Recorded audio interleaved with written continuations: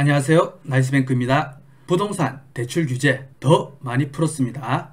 실물 민생경제 지원 대책과 투기지역 다주택자들도 LTV 30%까지 대출을 허용한다고 합니다.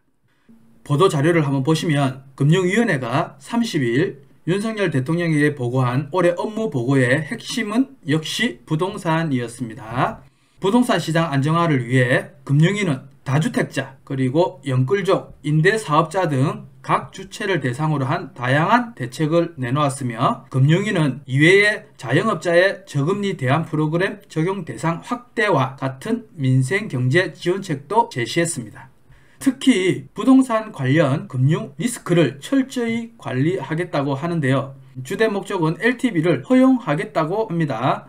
국토부가 지난 1월 3일 규제지역을 일부 해제한 것에 이어서 금융 분야에서는 다주택자 등에 대한 주택담보대출 규제 완화를 3월 말까지 마무리한다고 합니다. 그래서 내용을 보시면 규제지역 내에 다주택자 주택담보대출을 허용을 하는데요. 현재 LTV가 다주택자는 규제지역에서는 안 되죠. 요거를 30%까지 허용하겠다 이 부분이고요. 그리고 그동안 막혀있던 주택임대 매매업자에 대한 주택담보대출을 다시 허용하겠다. 주택임대사업자와 매매사업자 LTV는 규제지역에서는 안 됐는데요. 이걸 30%까지 허용을 하고요. 비규제지역 이 부분이 60%까지 다시 허용을 하겠다고 합니다. 가계부채 및 주택시장 상황을 보아가면서 1주택자 LTV도 추가로 확대하는 등 추가 규제 완화도 추진할 예정이라고 하니까 잘 지켜보도록 하겠습니다.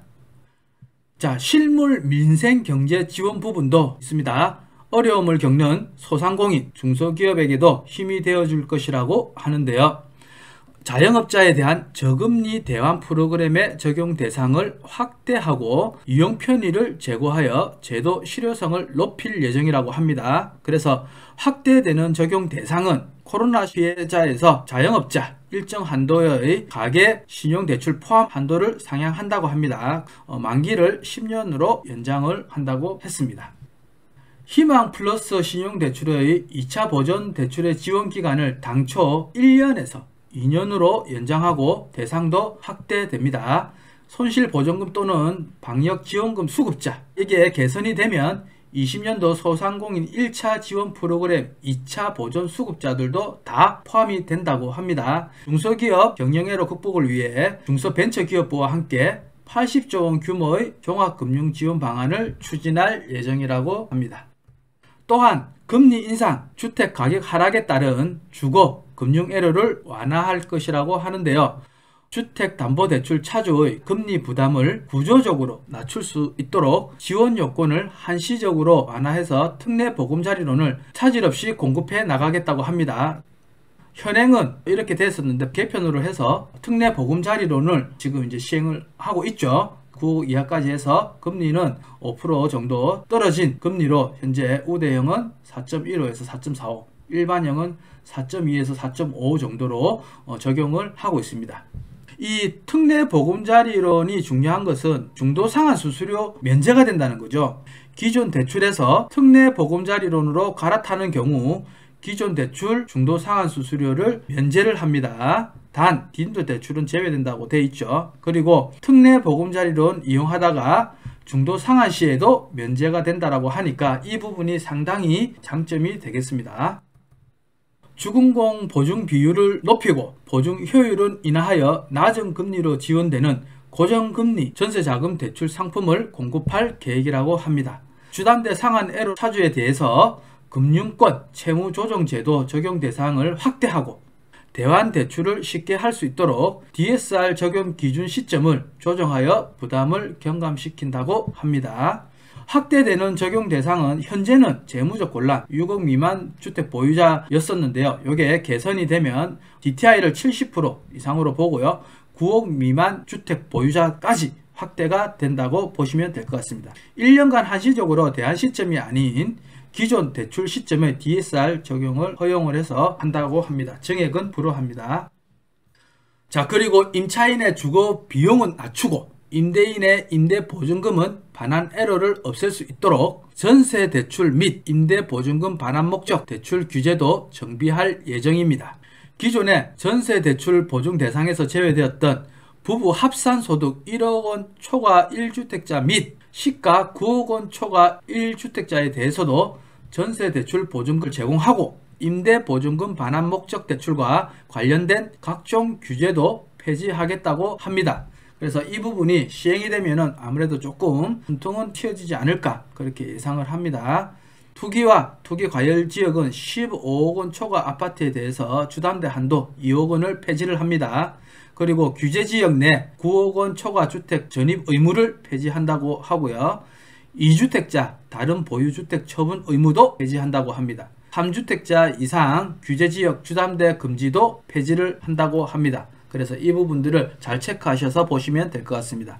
다만 갭투자 확대 등 시장 불안 방지를 위해서 다주택자 및 투기 과열지역 3억 원 초과 아파트는 1주택자에 대한 보증 제한은 유지한다고 하니까 잘 체크하시기 바랍니다. 자, 그리고 고금리 시대에 가계 취약 차주의 자금난과 상환 부담을 덜어준다고 하는데요. 제도권 금융에서 자금을 구하기 어려워진 취약 차주를 위한 정책 서민금융을 10조 원까지 확대 공급할 예정이라고 하니까 이 부분에 해당되시는 분들은 도움을 받으시면 될 것 같고요. 소액의 금전도 구하지 못해 불법 사금융에 빠지는 저소득 저신용 차주가 없도록 긴급 생계비 대출 시행한다고 합니다. 최저신용자에 대한 특례 보증 상품은 올해 당초 1,400억 원으로 계획을 하였으나 이게 2,800억 원까지 2배 수준까지 확대 지원한다라고 하니까 잘 체크하시기 바랍니다. 나빠진 경제 여건 등으로 대출 상환이 어려워진 차주들이 과도한 부담에서 벗어나 재기의 기회를 가질 수 있도록 채무조정 제도도 확충해 나가겠다고 하는데요. 현재 청년층에 적용되는 저신용 취약차주 이자 감면 상환 유예 지원 프로그램을 전 연령의 취약차주로 확대를 한다라고 합니다. 요게 연체 30일 전이라도 이자율을 30%에서 50% 감면한다라고 하니까 체크를 하시고 혜택을 받으셨으면 합니다. 또한 기초생활수급자, 고령자 등 상환 여력이 현저히 부족한 차주의 경우 연체 90일 이전이라 하더라도 원금 감면 등 채무조정 지원을 확대할 것이라고 합니다. 개인 워크아웃 연체 90일 이후에 준하는 이자, 연체 이자 전액 감면을 하고 원금 감면 최대 30%까지 제공한다라고 하니까 이 부분 또한 잘 체크하셔서 준비를 하시는 게 좋을 것 같습니다. 빠르면 올 3월 이내에 이 DSR을 제외한 대부분의 대출 규제들이 완화가 될 예정이라고 하는데요.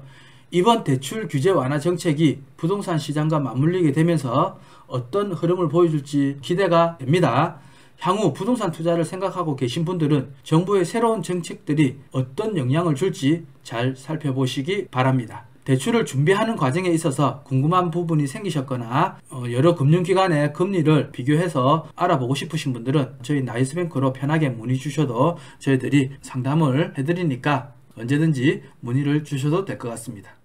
자, 이번 영상도 도움이 되셨다면 구독과 좋아요 그리고 알림 설정까지 부탁드리겠습니다. 나이스뱅크였습니다. 감사합니다.